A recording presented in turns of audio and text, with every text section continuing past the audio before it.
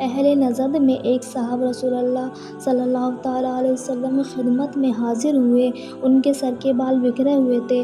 ہم ان کی آواز کی گنگناہٹ کو تو سن رہے تھے، لیکن فاصلے پر ہونے کی وجہ سے ان کی باتیں ہمیں سمجھ میں نہیں آ رہی تھیں۔ یہاں تک کہ وہ رسول اللہ صلی اللہ تعالیٰ علیہ وسلم کے قریب پہنچ گئے تو ہمیں سمجھ میں آیا کہ وہ آپ سے اسلام کے اعمال کے بارے میں دریافت کر رہے ہیں۔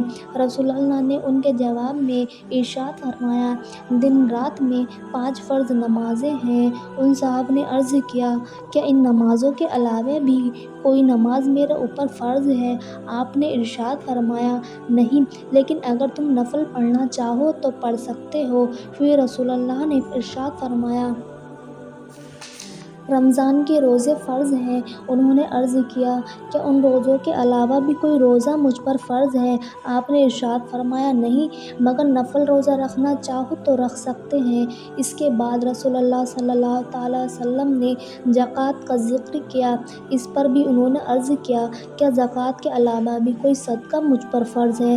تو آپ نے ارشاد فرمایا، نہیں، مگر نفلی صدقہ دینا چاہو تو دے سکتے ہو۔ اس کے بعد وہ صاحب یہ کہتے ہوئے چلے گئے، اللہ کی قسم، میں ان اعمال میں نہ تو زیادتی کروں اور نہ ہی کمی کروں گا۔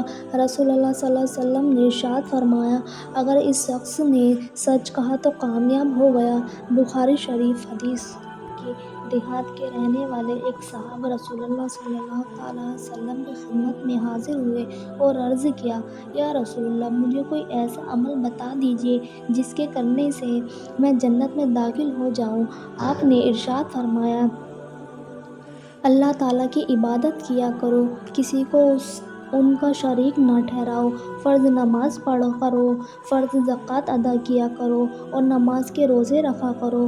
ان صاحب نے عرض کیا، اس ذات کی قسم جس کے قبضے میں میری جان ہے، جو اعمال آپ نے فرمائے ہیں ویسے ہی کروں گا، ان میں کوئی اضافہ نہیں کروں گا۔ پھر جب وہ صاحب چلے گئے تو رسول اللہ صلی اللہ تعالیٰ علیہ وسلم نے ارشاد فرمایا، جو شخص کسی جنتی کو دیکھنا چاہتا ہے وہ ان کو دیکھ لو۔ بخاری شریف حدیث۔